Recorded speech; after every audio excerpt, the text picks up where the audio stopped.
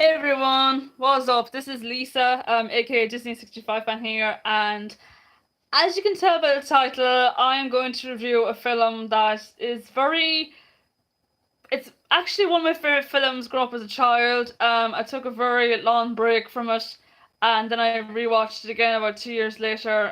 It is, of course, Mrs. Doubtfire. Mrs. Doubtfire is a 1993 family comedy drama, and it stars Robin Williams, Sally Field, and Pierce Brosnan, and tells a story about this guy called Daniel Hillard, played by Robin Williams, of course, the late actor, who he's a voice actor. He voices like cartoons, and like he voices the cartoon that's similar to Sylvester and Tweety in the very beginning of the film, and of course he ends up getting sacked in the job for his job because he was kind of skeptic about why a bird. Oh, and of course the guy got pissed off at him. He's like, "Oh, if you walk out now, Daniel, you're gone." And he goes, "Piss off, Lou," and it goes off anyway. And you then see him like he has this party for his son, played by Matthew Lawrence, who's in The Hot Chick back in 2002. And of course, the party goes horribly wrong. His nosy neighbour, of course, rings up his former wife and says, "Oh, hey, look, you're just throwing a party for your son." And of course, she flips out about it, and she says to her husband Daniel that she wants a divorce because he's irresponsible, he's childish, and of course, Daniel is absolutely heartbroken because of this, and he ends up going to court for it, and he only has access to see his children on a Saturday, for a few hours. So he thinks it's not fair that he has to gain access on a Saturday. So what does he do? Well, judging by the title of this film, he of course disguises himself as a British Scottish nanny called Mrs. Euphigenia Doubtfire, dear. And in order to spend some time with his kids. The reason how Mrs. Doubtfire came to be was because he found out that his wife is looking for a housekeeper, and he, of course, he kind of changes the telephone number, and he basically calls the phone number each time, using different voices, of course, for his ex-wife, and of course she falls for it. And the last voice he uses is kind of like a Scottish accent like this, dear.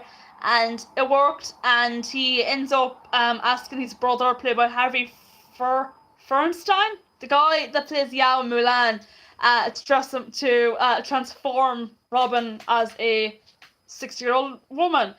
The disguise, like I said, is so good. Like, you wouldn't even think it was Robin Williams. Like, I remember watching this film, and even as a kid, I sat there and I was like, I wonder who this woman is. And then you find out it's Robin Williams when he takes off the mask. You're like, oh my god, that's Robin Williams? Seriously?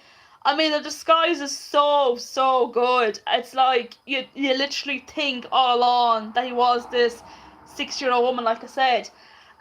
Of course, things get out of plan when his ex-wife, Miranda, played by Sally Field, is going out with a guy played by Pierce Brosnan called Stu, who acts like the family man. Like, he kind of takes the children away from Daniel, and he's all like, oh, he kind of like pretends to be their father, and he later on says to a guy that Daniel was a sore loser, and of course Daniel's Mrs. Doubtfire gets flipped out, like he gets pissed off, and he throws a fruit and goes, "Ew, do you see that fruit in dear? Oh, I get him." And he goes, "Loser," and he goes, "What are you looking at?" So yeah, what can I say about Mrs. Doubtfire?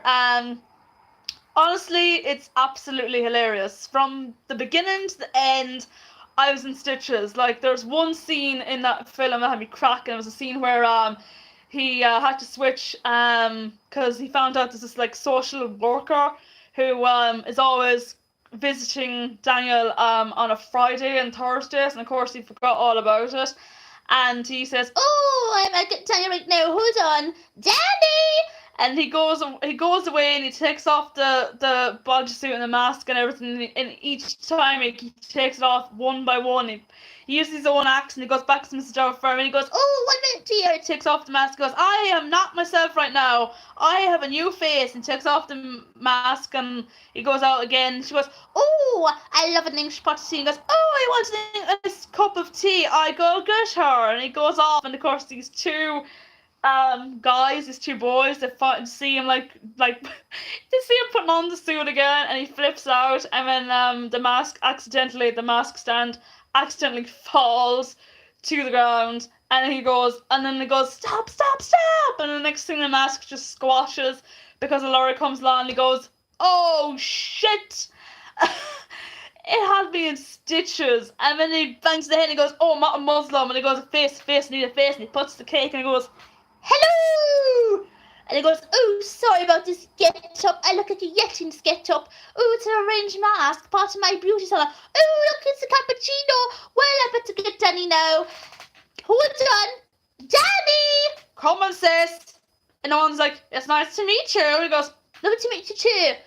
And, yeah, it was just absolutely hilarious. And there was another scene as well, I remember, because I got the DVD, of course, in January this year.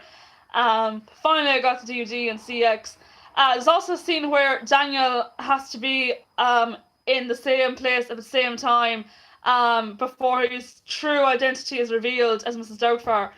And he actually gets really, really, like, he gets really he tries to go to social services and says, "Look, I have to change the state. Is there any way I can actually meet up with this guy again? What's he called? I forget the guy's name again. Is it Mr. Purdy? Mr. Purdy, I think."